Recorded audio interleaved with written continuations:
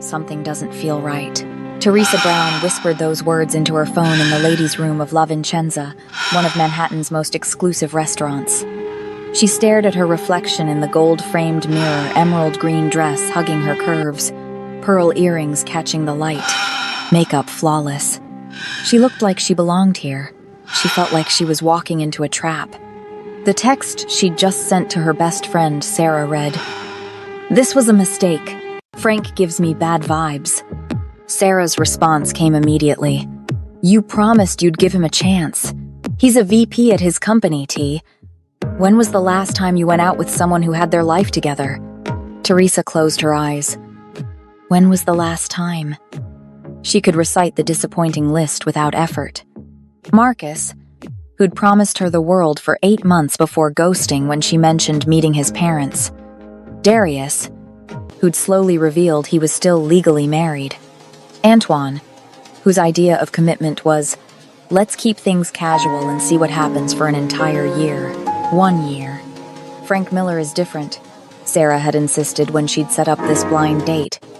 He's ambitious. He's successful. He's ready for something real. And Teresa, you're 29 now. Good men who actually want commitment don't just fall from the sky. So Teresa had agreed. One dinner at La Vincenza, Saturday at 8 p.m., just to prove to Sarah, and maybe to herself, that she was still open to possibilities, still willing to try. But from the moment she'd sat down across from Frank 30 minutes ago, every instinct in her body had been screaming, run. The way he'd looked her up and down when she arrived, like he was appraising merchandise. The way he'd ordered for her without asking what she wanted.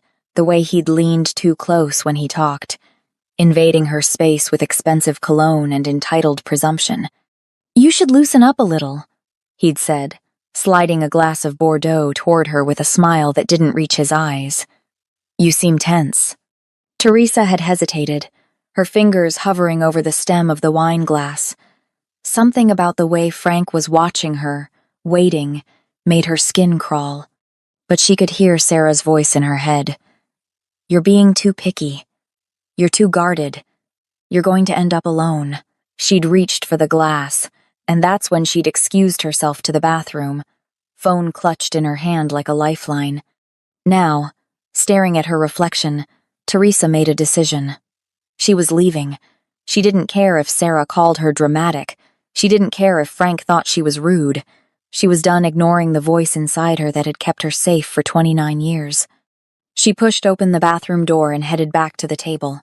But what Teresa didn't know was that someone else in that restaurant had been watching Frank Miller all evening. Taeyeon sat 4 tables away, a glass of whiskey untouched in front of him, his dark eyes tracking every move Frank made. The tattoos creeping up his neck were partially hidden beneath his white dress shirt, unbuttoned just enough to hint at the intricate ink that marked him as something far more dangerous than the legitimate businessman he appeared to be. He'd watched Frank tear open a small packet when Teresa went to the bathroom, watched him pour white powder into her wine glass with the practiced ease of someone who'd done this before, watched him stir it with her spoon, then lean back with that smug, satisfied expression.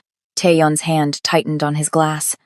Frank Miller didn't know it yet, but he'd just made the last mistake of his free life, because Taeyeon knew exactly who Frank was. A mid-level corporate parasite who'd racked up over $200,000 in gambling debts to the Chongryong faction, the very organization Taeyeon's rivals had been using to launder money through, Manhattan's underground poker circuit. And now Frank was here, in Taeyeon's restaurant, drugging an innocent woman. Not tonight. When Teresa walked back to the table, Taeyeon was already moving. "Miss, my apologies." He stepped forward just as Teresa reached for her chair, his movement calculated, precise. His shoulder brushed the edge of their table, creating just enough disruption. The wine glasses shifted. In the half-second of distraction, Taeyeon's hand moved like a shadow. The glasses switched positions so smoothly that even Teresa, looking directly at the table, didn't register the change. "So sorry," Taeyeon murmured, steadying himself against the back of Teresa's chair. His eyes met hers for one electric moment, dark, intense, filled with something she couldn't name. Then he stepped away, melting back toward his own table. Teresa sat down slowly, her heart pounding. That man. Who was he? Everything okay? Frank asked, his voice dripping with false concern. He lifted his wine glass. You barely touched your drink. Come on, Teresa. One toast. To new beginnings? He raised the glass to his lips and took a long, confident swallow. Teresa watched, frozen, as Frank's expression changed. Confusion first, then alarm. His eyes went wide. The glass slipped from his hand, shattering against his plate. Frank? Teresa leaned forward. Are you... His pupils dilated. His breathing turned shallow. And then, with a sound somewhere between a gasp and a groan, Frank Miller's eyes rolled back in his head. He collapsed, face first into his risotto. The restaurant erupted into chaos. Waiters rushed over. Someone screamed. A manager appeared, phone already pressed to his ear, calling for an ambulance. And through it all, Teresa sat paralyzed, her hands clutching a white napkin to her chest, her mind trying to process what had just happened. Then a hand rested on the back of her chair. Firm, possessive, protective, she looked up. The man with the tattoos stood beside her, his presence commanding enough to make the chaos around them seem distant. He looked down at her with those dark, predator eyes, and when he spoke, his voice was low, calm, absolute. I believe your date is finished, Miss Brown. Teresa's breath caught. But your night doesn't have to be. What happened next would force Teresa to choose between the safe life she'd always known and a dangerous love that would shatter every rule she'd ever followed. But to understand how a blind date turned into a war between criminal empires, we need to go back 1 week to the conversation that started everything. 1 week earlier, Teresa's phone buzzed for the 7th time that evening as she sat curled up in her Brooklyn apartment. A half-empty glass of Pinot Grigio on the coffee table beside her iPad, where she'd been trying to finish a marketing presentation for the past 2 hours. Sarah. Again. She'd been dodging her best friend's calls for days, ever since she'd made the mistake of admitting at their last brunch that she'd deleted her dating apps. I'm taking a break, Teresa had explained over mimosas at their usual spot in Fort Greene. I'm tired of wasting time on men who don't know what they want. Sarah had given her that look. The one that said, here we go again. Teresa Marie Brown, Sarah had said, deploying the full-name treatment that always made Teresa feel like she was being scolded by her mother. You can't just give up on dating because you've had some bad experiences. Some bad experiences. That's what Sarah called the string of disappointments that had defined Teresa's 20s. When the phone rang for the 8th time, Teresa finally answered. Why are you avoiding me? I'm not avoiding you, Sarah. I've been busy with the product launch. Too busy to hear about the perfect guy I want to set you up with? Teresa closed her eyes. Sarah. His name is Frank Miller. He's a VP at Cordova Investments. He's educated, ambitious, financially stable, and wait for it, he actually wants a serious relationship. That's what they all say. Teresa, I'm serious. My colleague Jennifer has known him for 3 years. He's the real deal. And he specifically asked about you after he saw your photo from our company holiday party. Teresa took a long sip of wine. I don't know. You're 29, Sarah said softly. I know you've been hurt before, but you can't let fear keep you from even trying. What if Frank is different? What if this is the one time you take a chance and it actually works out? What if... Those 2 words that had haunted Teresa for years. What if she was too picky? What if she was self-sabotaging? What if her standards were impossible to meet? 1 dinner, Sarah pressed. That's all I'm asking. La Vincenza. Saturday night.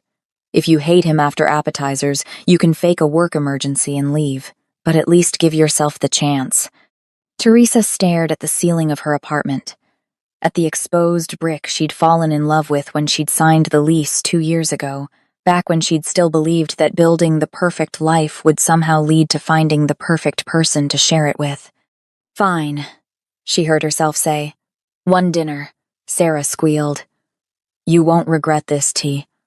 I promise. But as Teresa hung up the phone, she felt that familiar tightness in her chest. The same feeling she'd learned to ignore over and over again in the name of being reasonable, being open-minded, being fair.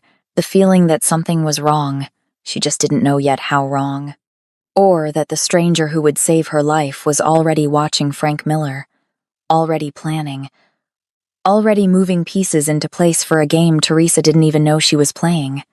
Before we continue with how Teresa ended up in that restaurant and what Taeyeon did next, take a moment to subscribe and let me know where you're watching from in the comments. It truly means so much to see this community growing. Every like, share, and comment you leave helps us bring you more stories about recognizing danger, trusting your instincts, and finding protection in the most unexpected places together. The paramedics arrived within 6 minutes, but to Teresa, it felt like 6 hours. She sat frozen in her chair, watching as 2 EMTs in navy blue uniforms checked Frank's vitals, shined a light in his unresponsive eyes, and loaded him onto a stretcher with practiced efficiency. The other diners had been ushered to the bar area, their murmured conversations creating a low buzz of speculation that made Teresa's skin crawl. What happened? Did you see that? Is he dead? Some kind of allergic reaction? Heart attack? Drugs?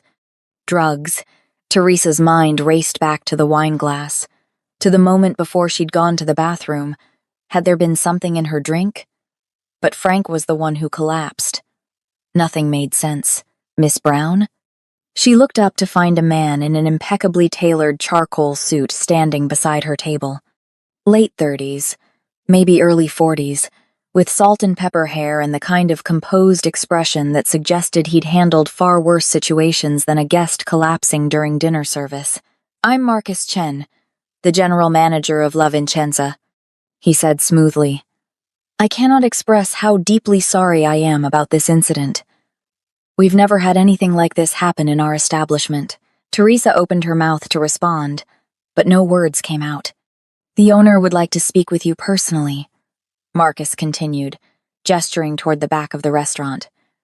If you're feeling up to it, I don't understand what happened, Teresa managed. 1 minute we were talking, and then the paramedics believe it may have been a medical episode, Marcus said carefully. They're taking him to Mount Sinai. But Mr. Park wanted to ensure you're all right, and to offer his personal apologies for your evening being disrupted this way. Teresa barely registered the name. She let Marcus guide her through the restaurant, past the curious stares of other patrons, toward a private hallway she hadn't noticed before. The man with the tattoos was waiting in an office that looked more like a luxury lounge than a workspace. Floor-to-ceiling windows overlooked the Manhattan skyline. A glass desk held nothing but a laptop and a single tumbler of amber liquid. He stood with his back to the door, hands in his pockets, silhouetted against the city lights. When he turned, Teresa's breath caught. In the chaos of the dining room, she hadn't fully registered how striking he was. Sharp jawline, high cheekbones, eyes so dark they looked black in the low light. The tattoos she'd glimpsed earlier now seemed to pulse with menace beneath his collar, intricate patterns that spoke of things she didn't understand but instinctively feared. Miss Brown, he said, his accent barely detectable, refined. I'm Taeyeon Park. I own La Vincenza. Teresa's mind stuttered. You're the owner? Among other establishments in the city. He moved toward her with the fluid grace of a predator, stopping just close enough to make her pulse quicken. Please, sit. You've had a shock. She sank into the leather chair across from his desk because her legs suddenly felt unreliable. I don't understand what happened, she said again. Frank was fine. And then, the paramedics will determine what caused his collapse. Taeyeon interrupted gently. What matters now is making sure you're safe. Do you have someone who can take you home? A friend? Family? Teresa thought of Sarah, who would demand a play-by-play explanation Teresa didn't have the energy to give. I can get an Uber. Absolutely not. His tone left no room for argument. You're shaken. I'll have my driver take you home. That's really not necessary. Miss Brown. He leaned against his desk, and for the first time, she saw something flicker in those dark eyes. Concern? Calculation? Both? A guest collapsed at one of my restaurants while having dinner with you. The least I can do is ensure you get home safely. Please, allow me this small gesture. There was something in his voice that made it impossible to refuse. Or maybe Teresa was just too exhausted to argue.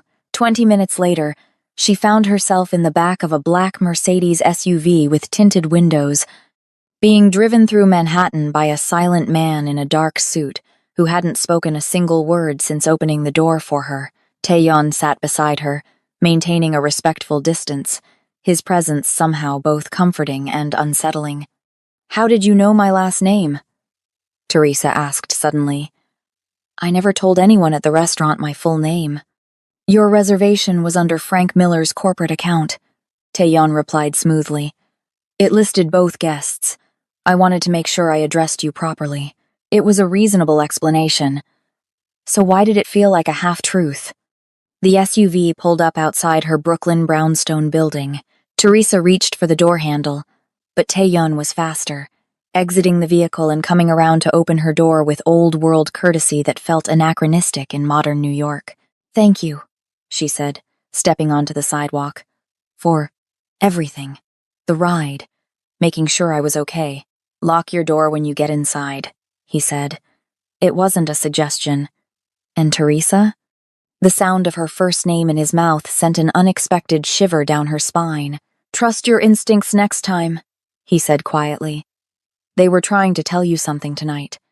Before she could ask what he meant, he was back in the SUV, the vehicle pulling away from the curb and disappearing into the Brooklyn night.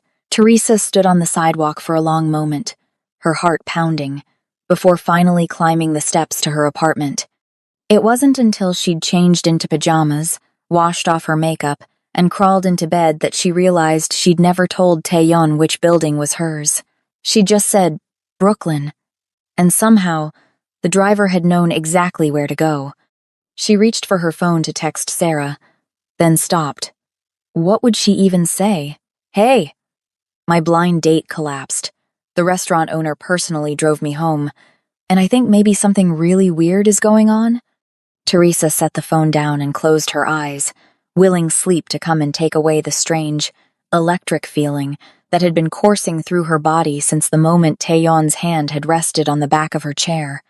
When she woke the next morning, sunlight was streaming through her bedroom window, and for one blissful moment, she thought maybe the entire night had been a bizarre dream. Then she saw the note. It sat on her nightstand, folded once, heavy cardstock that felt expensive between her fingers. Her hands shook slightly as she unfolded it. The handwriting was precise, elegant, each letter formed with the kind of care that suggested the writer had been taught calligraphy. "Trust your instincts next time." Or "Trust me. T. Y." Below the message was a phone number. Nothing else. Teresa stared at the note for a full minute, her mind racing through impossible scenarios. Had Taeyeon come into her apartment while she was sleeping? Had someone else delivered it? When? How? She looked around her bedroom. Nothing else seemed disturbed. Her purse sat on the chair where she'd dropped it. Her keys were on the dresser. The deadbolt on her front door was still engaged from the inside. The note shouldn't exist, but it did, solid and real in her trembling hands. Teresa grabbed her phone and called Sarah. "Oh my God, T. I've been trying to reach you since last night." Sarah's voice was pitched high with concern. "Jennifer texted me, saying Frank had some kind of medical emergency at the restaurant. Are you okay?" "I'm fine," Teresa said, though she wasn't sure that was true. "Sarah, what do you know about Frank Miller?" "What do you mean?" "I told you. He's a VP at Cordova Investments. No, I mean, really know about him. Has Jennifer ever mentioned anything weird? Anything that seemed off?" There was a pause. "T, what happened?" Teresa closed her eyes. "I don't know, but something about last night felt wrong. Really wrong. Okay, you're scaring me. Do you want me to come over?" No, I'm okay. I need to get ready for work. Can you ask Jennifer if there's anything about Frank I should know? Anything at all? Of course. But Teresa, are you sure you're all right? Yeah. I'll call you later. She hung up before Sarah could press further and stood under a scalding shower for 20 minutes, trying to wash away the feeling that her life had fundamentally shifted overnight in ways she didn't yet understand. By the time she arrived at the marketing agency where she worked as a senior account manager, Teresa had almost convinced herself she was overreacting. Frank had a medical episode. The owner of the restaurant was being kind. The note was probably delivered by a doorman she didn't remember seeing. Everything had a rational explanation.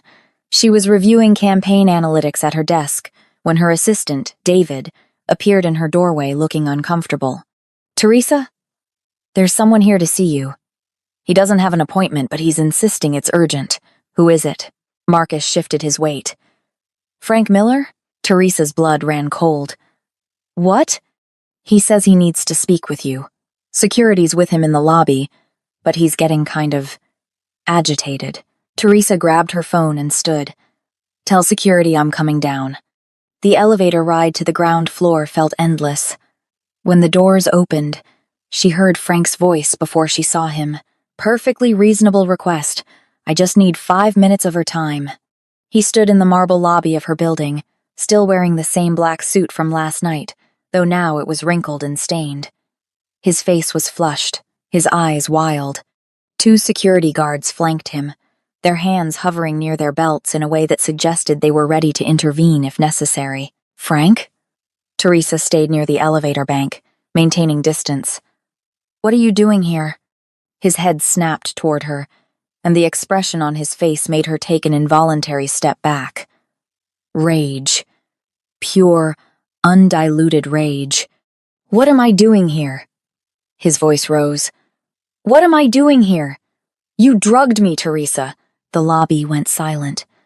Teresa was aware of her coworkers stopping mid-stride, of the receptionist's eyes going wide. I didn't. The hospital ran tests. Frank advanced toward her, but the security guards moved with him, creating a human barrier. They found Rohypnol in my system. You put something in my drink. And now you won't even take my calls? I could have died. Teresa's mind reeled. Rohypnol, the date rape drug. But she hadn't touched his drink, she hadn't. And then, with horrible clarity, she understood.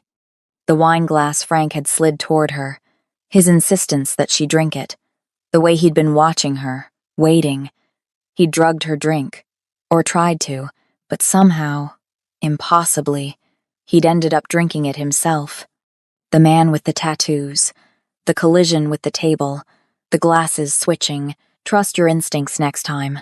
Frank, you need to leave, she said, her voice steadier than she felt. Right now. I'm not going anywhere until you tell me what the hell you did. He tried to push past the security guards. Do you have any idea what this has done to my reputation? The hospital called the police. I had to explain to detectives that I wasn't trying to. He stopped abruptly, seeming to realize what he'd almost admitted. You need to leave, Teresa repeated, or I'm calling the police myself. You think you can just... Miss Brown is correct. The voice came from behind her, low and calm and absolutely lethal in its quietness. Teresa spun around. Taeyeon stood in the lobby entrance, dressed in a navy suit that probably cost more than her monthly rent. He moved past her with the same predatory grace she'd seen last night, walking directly toward Frank with deliberate, unhurried steps. The security guards instinctively stepped aside. Taeyeon stopped inches from Frank, close enough that he had to lean down slightly to speak. Teresa couldn't hear what he said. Nobody could. It was just a whisper, maybe a dozen words at most, delivered directly into Frank's ear. Whatever those words were, they drained the color from Frank's face. He stumbled backward, eyes wide, and for a moment Teresa thought he might faint again. Then he turned and half ran, half stumbled toward the exit, pushing through the glass doors and disappearing onto the street. Taeyeon watched him go, expression unchanged, before turning to face Teresa. We need to talk. he said. Somewhere private. Teresa's hands were shaking. Who are you? Not here. His eyes flicked toward the lobby audience, the receptionist, the security guards, her co-workers pretending not to stare. Please, I'll explain everything, but not here. Every rational part of Teresa's brain screamed at her to refuse, to demand he leave, to call the actual police, but the same instinct that had warned her about Frank last night was now telling her something different about Tae-yun. Dangerous? Yes, absolutely, but not to her. My office, she heard herself say. 10th floor. He nodded once and followed her to the elevator. They rode up in silence, the air between them thick with unasked questions. When they reached the privacy of her small but tastefully decorated office, Teresa closed the door and leaned against it. Start talking, she said. What did you say to Frank? How did you know I was in trouble? And why did you leave that note in my apartment? In order, Tae-yun said calmly, settling into the chair across from her desk as if he'd been invited to a business meeting. I told Frank Miller that if he came near you again, I would personally ensure that the $230,000 he owes in gambling debts would be called in immediately, and that the people he owes would not be as patient as they've been. I knew you were in trouble because Frank has been on my radar for months, and I left the note because I wanted you to have a way to contact me if you needed help.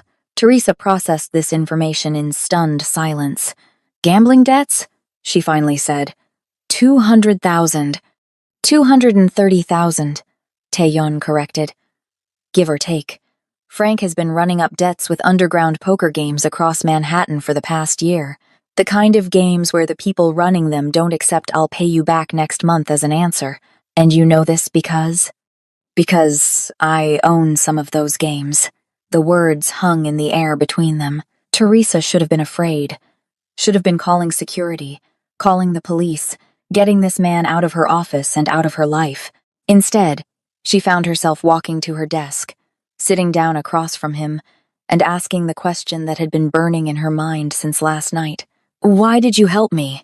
Tae-yun was quiet for a moment, studying her with those dark, unreadable eyes. Because Frank Miller is a predator, he said finally. And because you didn't deserve what he was planning to do to you. It was that simple.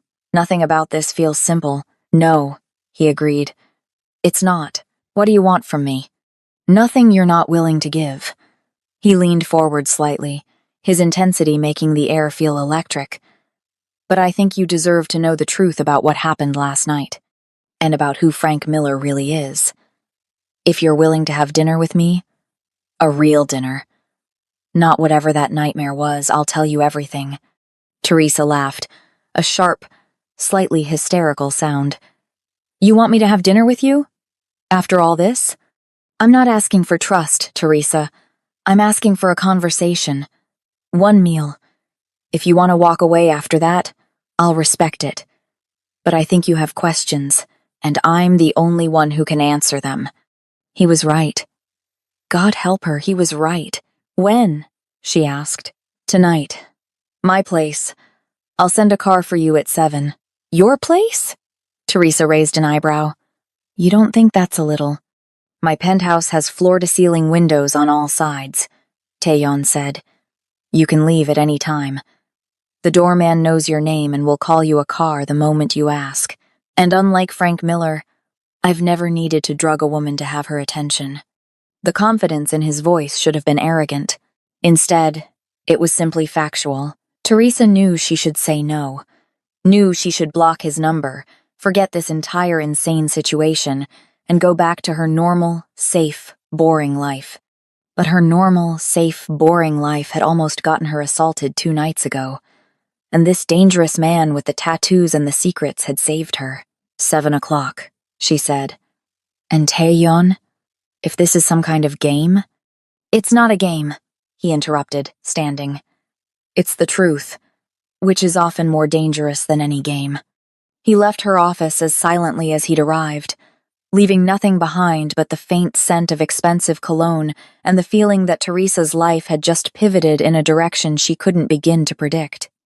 At precisely 7 o'clock, a black Mercedes SUV pulled up outside her apartment building, The same silent driver from Saturday night opened the door for her, and Teresa climbed in wearing a simple black dress and carrying a can of pepper spray in her purse that she'd bought during her lunch break, just in case. The drive took them deeper into Manhattan, into the kind of neighborhood where apartments cost more than most people made in a decade. The building Taeyeon lived in was all glass and steel, modern and imposing, with a doorman who greeted her by name. "Miss Brown, Mr. Park is expecting you." Penthouse level. The elevator ride was smooth and silent. When the doors opened, they revealed not a hallway but a single door. The entire top floor was one residence. Taeyeon answered on the first knock, dressed in black slacks and a white shirt with the sleeves rolled up to his elbows. For the first time, Teresa could see his tattoos clearly. They weren't random designs. They were a story, intricate scenes that flowed from his wrists, up his forearms, and disappeared beneath his shirt. Dragons, cherry blossoms, characters in a language she didn't read but recognized as Korean. "Come in," he said, stepping aside. The penthouse was exactly as he'd described. Windows everywhere, offering a 360-degree view of Manhattan at night. The decor was minimal but expensive, clean lines, dark wood, leather furniture that looked butter-soft. "Wine?" he offered, gesturing to a bottle already open on the kitchen island. "No," Teresa said automatically, then felt ridiculous. "Sorry, I understand." He poured himself a glass, then very deliberately took a sip before pouring a second and offering it to her. Trust has to be earned. She accepted the glass, her fingers brushing his briefly in the exchange. Dinner was already prepared. Someone had clearly been here earlier to set everything up. Grilled salmon with asparagus, roasted potatoes, a salad that looked too artful to be from a delivery service. They ate in his dining room, the city lights spread out beneath them like a carpet of stars. "You said you'd tell me everything," Teresa said finally, setting down her fork. "So tell me, who are you, really?" Taeyeon set down his own fork and unbuttoned his shirt another button, pulling the collar aside to reveal more of the tattoo work on his chest and shoulder. "My family has been involved in organized crime for 3 generations, he said calmly, as if discussing the weather. "In Korea, we were affiliated with what Americans would call the Yakuza, though the reality is more complicated than that. When I came to New York 15 years ago, I brought connections and resources. I've built them into legitimate businesses and less legitimate operations." Teresa's wine glass felt suddenly heavy in her hand. "I own 17 restaurants across Manhattan," he continued. 4 nightclubs, 3 parking garages, 2 shipping companies, and I have financial interests in various enterprises that operate outside the bounds of typical business regulation. "You're telling me you're in the Mafia?" "I'm telling you I operate in spaces where the law is flexible and power is earned, not given." He met her eyes steadily. "I'm telling you that I've done things you would find morally questionable, if not outright reprehensible. I'm also telling you that I have a code. Children are off limits. Non-consensual acts are punished severely within my organization, and men like Frank Miller, predators who use drugs and manipulation to harm women, they don't get to operate in my city without consequences." "Is that why you were watching him?" "Frank owes money to the Cheongryong faction, a rival organization that's been trying to expand their territory into my businesses. They've been using his debts as leverage, trying to get him to provide information about my operations. He's a small fish, but small fish can still cause problems if they're desperate enough." Teresa processed this, her mind struggling to reconcile the man sitting across from her calm, articulate, almost gentle in his explanations with the criminal he was describing. "The drug in my wine," she said slowly. "It was yours?" "It was stolen from a shipment that was supposed to go to one of my pharmaceutical contacts. When I found out Frank had obtained it, I knew someone in my organization had betrayed me. That's why I was at the restaurant that night. I was monitoring Frank, waiting to see who he'd meet with, who had supplied him with the drug, and then he used it on me." "Yes." Something flickered in Taeyeon's expression. Anger, tightly controlled, which made the situation personal in a way I hadn't anticipated. "You switched the glasses." I switched the glasses, he confirmed. Frank drank his own poison. Poetic justice, I thought. Teresa stood abruptly, walking to the windows, needing space to think. The city sprawled beneath her, millions of people living their normal lives, completely unaware of the shadow world Taeyeon was describing. "Why are you telling me this?" she asked, not turning around. "Why bring me here? Why tell me the truth?" She heard him stand, felt him approach, though he stopped several feet away, respecting her space. "Because you deserve to know who saved you," he said quietly. "Because I don't want you afraid of me. And because, Teresa, you've been on my mind since the moment I saw you walk into that restaurant looking like you'd rather be anywhere else." She turned to face him. "I don't understand. I noticed you before I noticed Frank's plan," Taeyeon said. And for the first time, she heard something vulnerable in his voice. "You were beautiful and uncomfortable and clearly too good for the man sitting across from you. When I saw what he was trying to do, I was furious. Not just because he was using my stolen property, because he was trying to hurt you." Teresa's heart hammered in her chest. "This is insane," she whispered.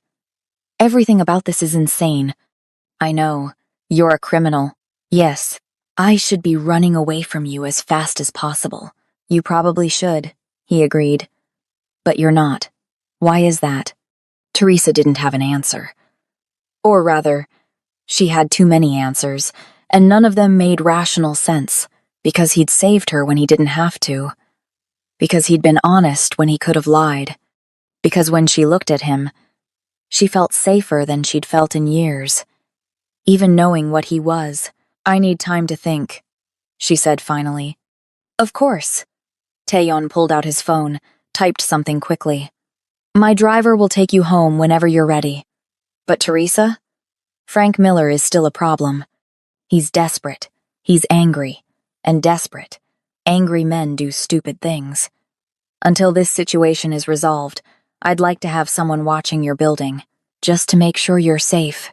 You want to assign me a bodyguard? I want to make sure the man who tried to drug you doesn't try something worse." It should have felt controlling, invasive.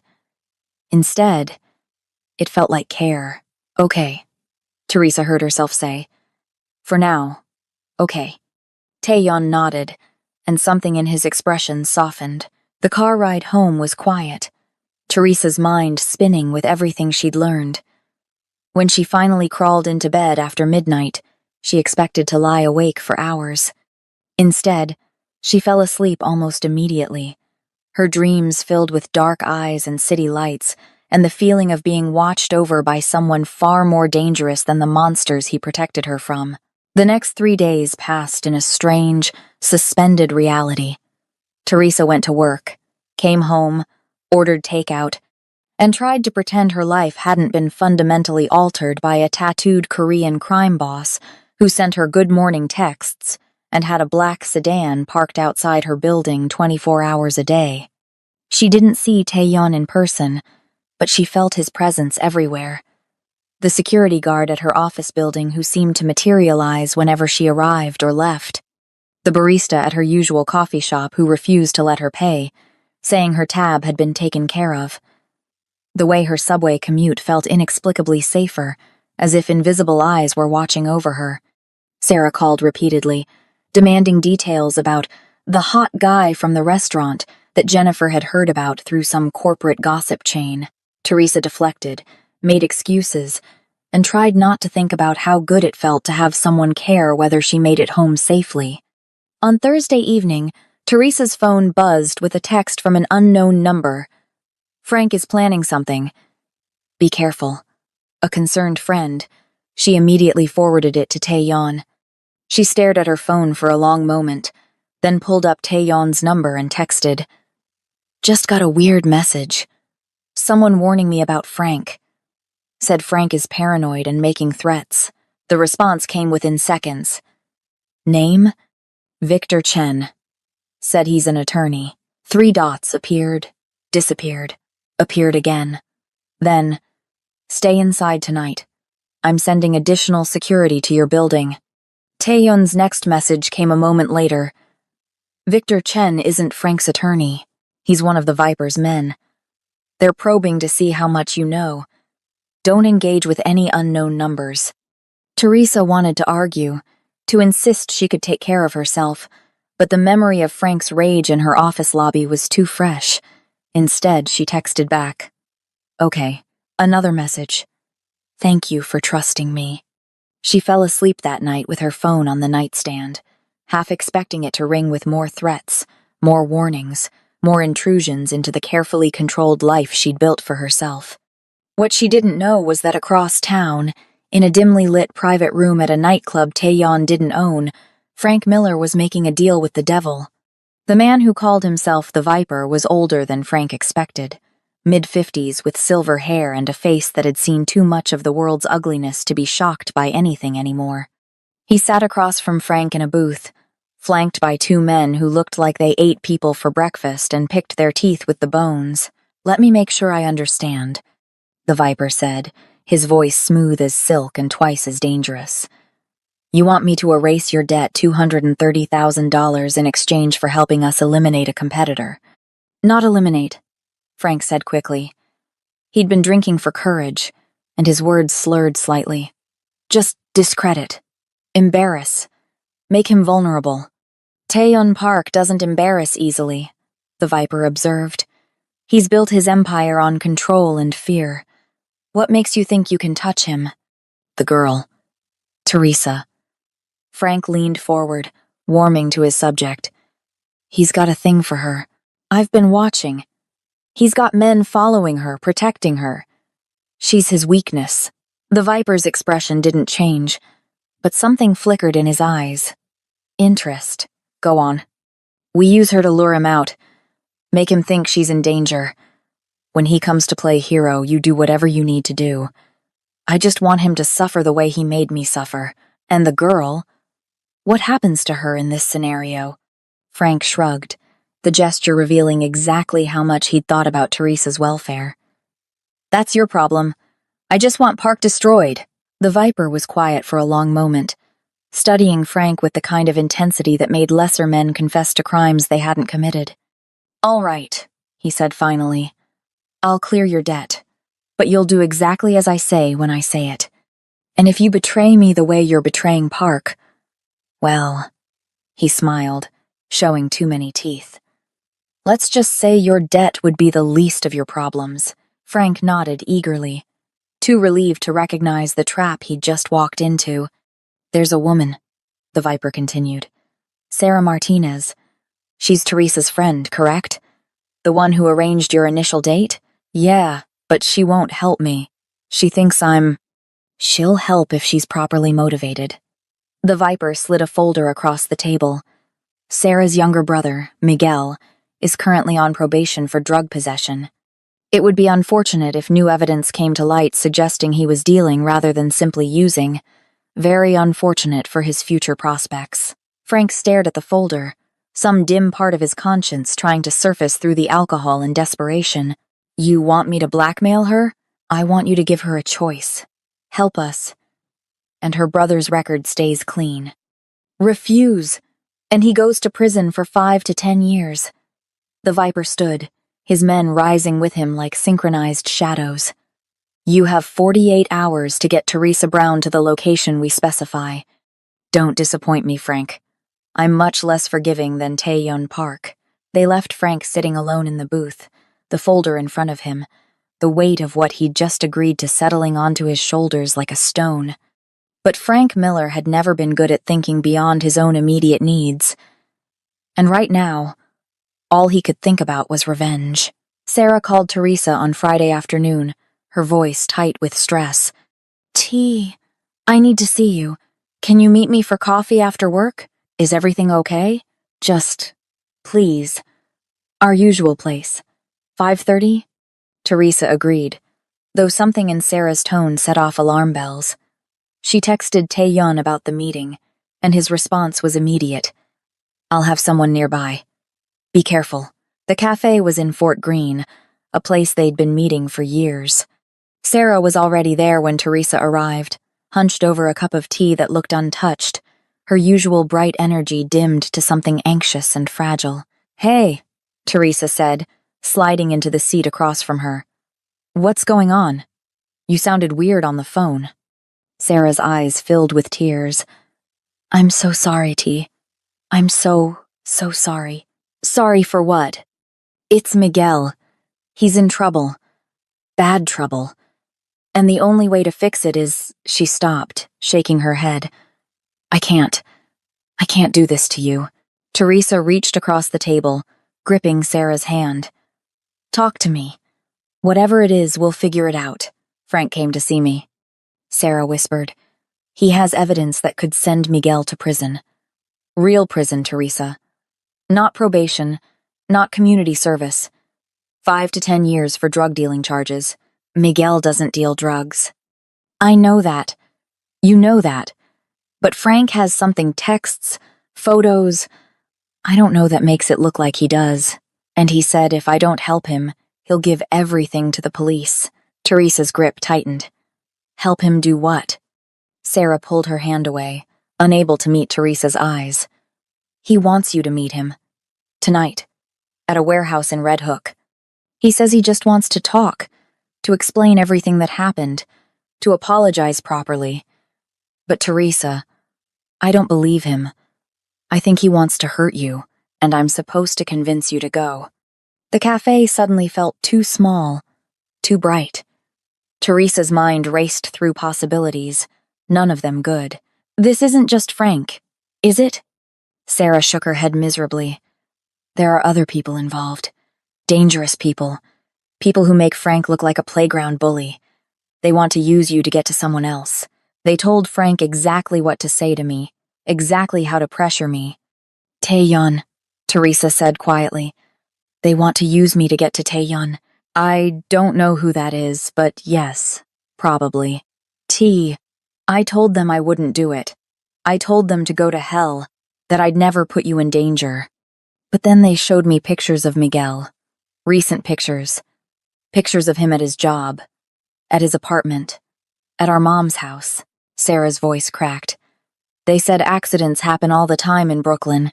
They said people disappear." Teresa felt ice spread through her veins.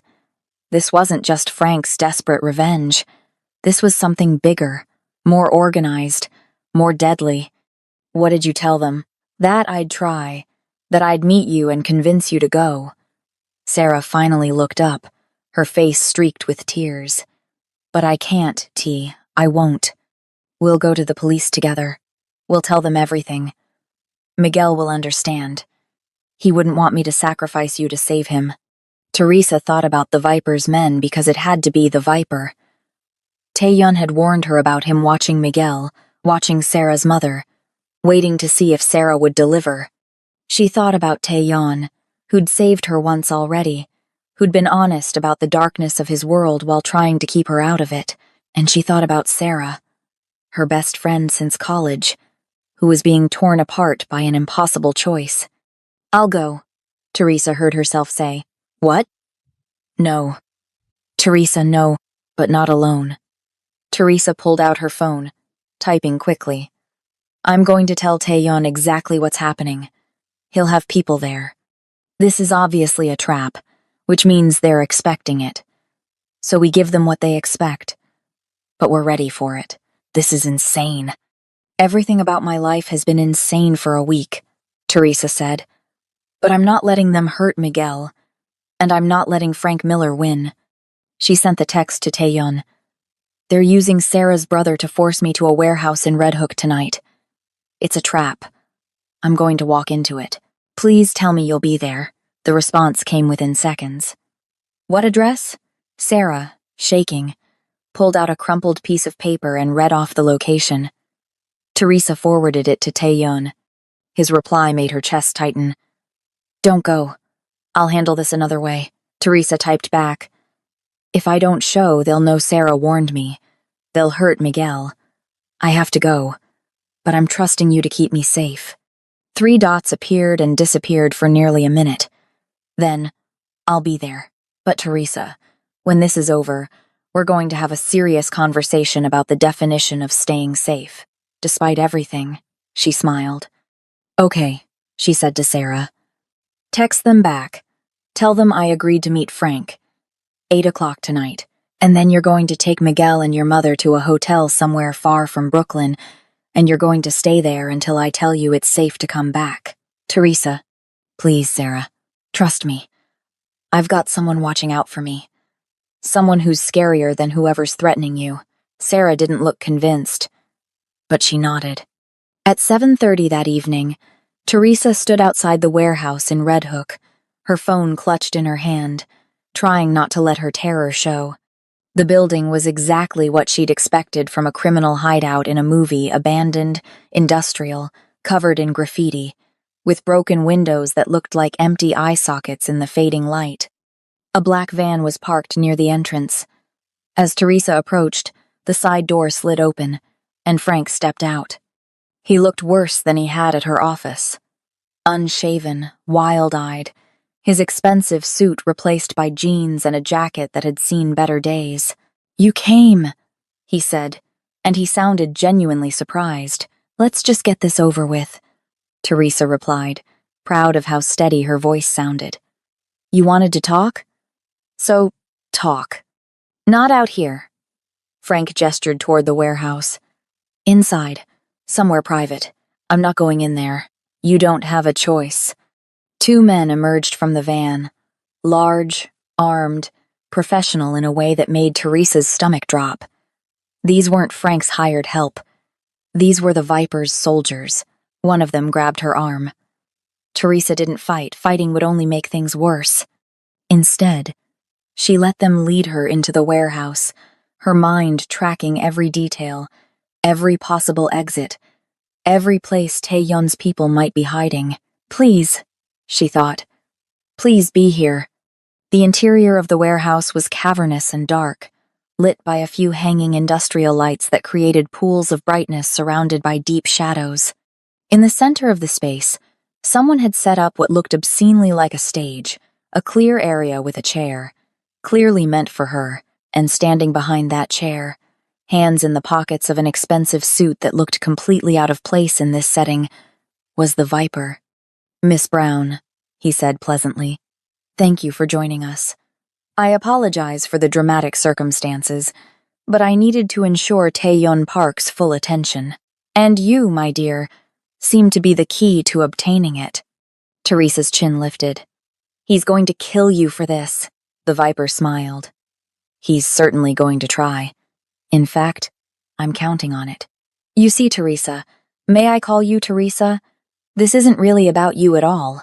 You're simply bait for a much larger fish. Frank here thought this was about revenge. He glanced at Frank, who stood near the wall looking increasingly uncertain. But Frank thinks very small. This is about territory, power, eliminating a competitor who's been a thorn in my side for far too long. One of the men pushed Teresa into the chair. She didn't resist, but she met the Viper's eyes with all the courage she could muster. Taeyeon won't come alone. I would be disappointed if he did. I've prepared quite a welcome for his entire organization. The Viper pulled out a phone, typed something, then showed Teresa the screen. It was a text to a number she recognized. I have Teresa. Come to the Red Hook warehouse. Alone, unarmed. You have 1 hour, or she starts losing fingers. He won't believe you'll let either of us go, Teresa said. He won't.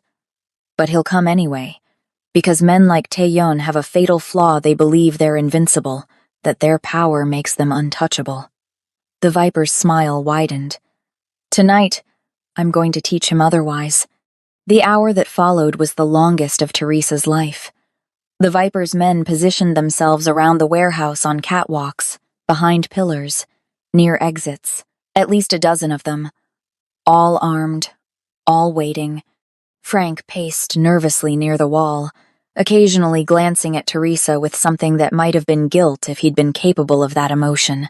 This isn't what I wanted, he muttered at one point. I just wanted him to suffer, not this. You made a deal with the devil, Teresa said quietly. What did you think would happen? Shut up, one of the guards barked, but Teresa ignored him. They're going to kill you too, Frank. You know that, right? Once this is over, you're a loose end. They can't let you walk away knowing what you know. Frank's face went pale, and Teresa saw the moment he realized she was right. At exactly 8:45, every light in the warehouse went out. The darkness was absolute, disorienting. Teresa heard the Viper curse, heard his men scrambling for flashlights and night vision equipment. Then, from somewhere outside, an explosion rocked the building. Not close enough to damage the warehouse itself, but loud enough to send everyone rushing toward the windows, trying to see what had happened. In the chaos and darkness, Teresa felt hands on her wrists, quick, efficient, cutting through whatever they'd used to bind her to the chair. A voice, barely a whisper, right next to her ear. "Stay down. Don't move until I come back for you." It wasn't Taeyon's voice, but she knew it was one of his people. The lights flickered back on, powered by a generator somewhere. The Viper spun around, saw the empty chair, and his composed expression finally cracked. "Find her." Men scattered, searching the shadows. But Teresa had already been moved, pulled behind a stack of old shipping containers by hands that knew exactly what they were doing. "Stay here," her rescuer whispered. Young, Korean, with a shoulder holster visible under his jacket. "Mr. Park is coming." He melted back into the darkness. Teresa crouched behind the containers, heart pounding so hard she thought everyone must be able to hear it, and waited. The Viper's voice echoed through the warehouse. "Park, I know you're here. Show yourself, or I start shooting your people." For a moment, there was only silence. Then Taeyeon stepped out from the shadows near the main entrance, hands raised, completely unarmed, just as the Viper had demanded. But he wasn't alone. He couldn't have been alone, Teresa realized. The explosion, the lights, her rescue, it had all been coordinated. "Let her go," Taeyeon said, his voice carrying across the space with absolute authority. "This is between us. She's not part of this world. She became part of it when she caught your attention," the Viper replied. "Where is she?" "Somewhere safe. Which is more than I can say for you," the Viper laughed. "You're surrounded, Park. I have a dozen men in this building. You're alone. Am I?" The question hung in the air for 3 seconds before all hell broke loose. Gunfire erupted from multiple directions, not from the Viper's men, but at them. Red laser sights appeared on foreheads and chests. The Viper's soldiers dropped their weapons, hands shooting up in surrender as they realized they were outgunned and outmaneuvered. Taeyeon had never been alone. His people had been here all along, hidden, waiting, turning the Viper's trap into one of his own. But the Viper hadn't survived this long by being unprepared. He grabbed the nearest person, Frank, who'd been frozen against the wall in terror, and put a gun to his head. "Call them off, Park! Call them off, or I kill this idiot!" Taeyeon didn't even hesitate. "Kill him. He tried to drug a woman and then sold her to you to save himself. He's worthless." Frank made a sound somewhere between a sob and a scream. Teresa watched from her hiding place, torn between horror and fascination. This was Taeyeon's world, cold, calculating, where mercy was a weakness and hesitation got you killed. But she also saw something else. She saw Taeyeon's eyes scanning the warehouse, searching for her, making sure she was safe even as he negotiated with a man who wanted him dead. The Viper's hand shook slightly. He'd expected Taeyeon to fold, to trade his people's lives for Frank's. He'd miscalculated. "You're not walking out of here," Taeyeon said quietly.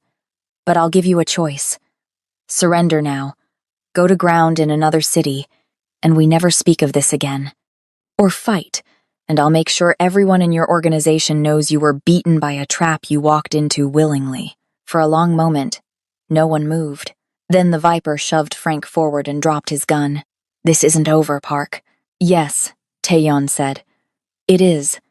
The Viper's men were being zip-tied, disarmed, herded into a corner. The Viper himself was being escorted out by 2 of Taeyeon's people, who looked like they very much wanted an excuse to hurt him. Frank fell to his knees, sobbing, and Teresa stood up from behind the shipping containers, her legs shaky, her whole body trembling with adrenaline. Taeyeon turned, and their eyes met across the warehouse. He started walking toward her. She started walking toward him. They met in the middle, and Teresa saw it in slow motion, the shooter on the catwalk that everyone had missed. The Viper's insurance policy, his finger already squeezing the trigger. Taeyeon! He moved faster than should have been possible, pulling her behind him, his body shielding hers. The shot echoed through the warehouse. Taeyeon grunted, staggered, but stayed on his feet. The shooter didn't get a second chance. 3 of Taeyeon's men fired simultaneously, and the figure on the catwalk fell. Teresa's hands were on Taeyeon immediately, searching for the wound. His left shoulder, blood already seeping through his white shirt. "I'm fine," he said, but his voice was tight with pain. "You're shot. It's barely a graze." "You took a bullet for me." "Yes," he said simply, as if that was the most natural thing in the world. The warehouse emptied quickly after that. The Viper and his men were taken somewhere Teresa tried not to think about. Frank was handed over to actual police, apparently. Taeyeon had enough evidence of his gambling, drug possession, and attempted assault to ensure he'd be in prison for years. And Teresa found herself in the back of a Mercedes SUV, pressing a clean cloth to Taeyeon's shoulder while his driver navigated through Brooklyn toward a private doctor who didn't ask questions. "You're insane," she told him as they drove. "You could have been killed." "So could you. I'm not the one who walked into a building full of armed men. Neither did I. I walked into a building full of my armed men who'd been there for 2 hours before the Viper even arrived." He winced as the car hit a pothole. "We had control of the situation the entire time, except for the sniper you missed." "Except for that," he admitted. "Which is why heads are going to roll in my security team tomorrow." Teresa pressed harder on the wound, and he hissed. "Sorry," she said. "Not sorry at all. You're angry. I'm terrified. Do you have any idea what it was like watching you walk in there? Knowing you were doing it for me. Probably about as terrifying as knowing you'd walked into a trap because you were trying to protect your friend's brother." Taeyeon caught her hand with his good one, his fingers warm around hers. "We're both fools, Teresa. The question is whether we're going to be fools together or separately." The doctor's office, really a converted brownstone in Park Slope, was clean and efficient. The doctor, an older Korean woman who called Taeyeon that reckless boy in her native language, confirmed it was indeed just a graze, cleaned and bandaged it, and prescribed rest and antibiotics. "No getting shot for at least a month," she said sternly. "I mean it, Taeyeon. I'll do my best, Dr. Kim." Back in the car, Teresa finally allowed herself to fall apart. The adrenaline crashed, leaving her shaking and exhausted. Taeyeon pulled her against his good side, and she buried her face in his chest and cried. "I'm sorry," she gasped between sobs. "I'm sorry I walked into the trap. I'm sorry I put you in danger. I'm sorry." "Shh." His hand stroked her hair. "You did what you thought was right. You protected someone you loved. I would have done the same. This is your life," she whispered. "This violence, this danger. How do you live like this?" "Very carefully, and usually alone." He tilted her chin up so she had to meet his eyes. "But Teresa, I don't want to be alone anymore. The moment I saw you in that restaurant, something shifted. I've spent 15 years building walls, creating distance, making sure no one could be used against me. And then you walked into my life and shattered every rule I'd set for myself." "What are you saying?" "I'm saying that I'm falling for you, recklessly, dangerously, in a way that makes me vulnerable in ways I've never allowed myself to be vulnerable before." His thumb brushed her cheek. "I'm also saying that this life, my life, isn't safe. It might never be safe. If you want to walk away, I'll understand. I'll make sure you're protected, that Frank and the Viper never come near you again. You can go back to your normal life." Teresa thought about her normal life, her safe apartment, her predictable job, her string of disappointing relationships with men who made promises they never kept. Then she thought about Tae-yun taking a bullet for her, about the way he'd been honest when he could have lied, about how alive she felt when she was with him, even when she was terrified. "What if I don't want normal?" she asked. "Then you're crazier than I am." "Probably." She kissed him, soft and careful, mindful of his injury. "But I'm done playing it safe. I'm done with men who don't know what they want. You're dangerous and criminal, and you operate in a world I don't understand. But you saved me.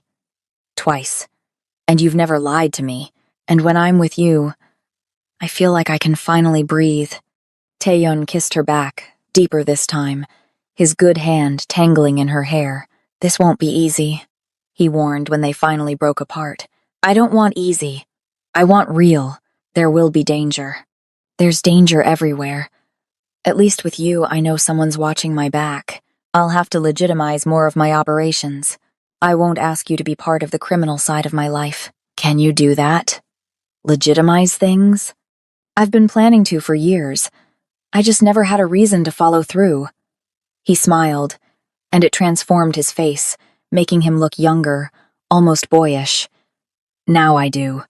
Teresa rested her head on his shoulder, careful of his injury, and let the motion of the car lull her into a sense of peace she hadn't felt in days. "Where are we going?" she asked drowsily. "My place. You're staying with me tonight. Tomorrow we'll make sure your apartment is properly secured, and next week, I'm assigning you a permanent security detail whether you like it or not. Bossy, you have no idea. I'm getting one, though." They rode in comfortable silence for a while, the city lights blurring past the tinted windows. "Taeyeon?" Teresa said finally. "Thank you. For saving me. For being honest. For being you." His arm tightened around her. "Thank you for being reckless enough to give a criminal a chance. We're both fools," she echoed his earlier words. "Yes," he agreed. "But we're fools together." And as the car carried them through the Brooklyn night toward an uncertain but undeniably real future, Teresa Brown, cautious, independent, rule-following Teresa made peace with the fact that sometimes the safest choice is the most dangerous one. Sometimes trust means closing your eyes and falling, and sometimes the man who saves you is the one you never saw coming.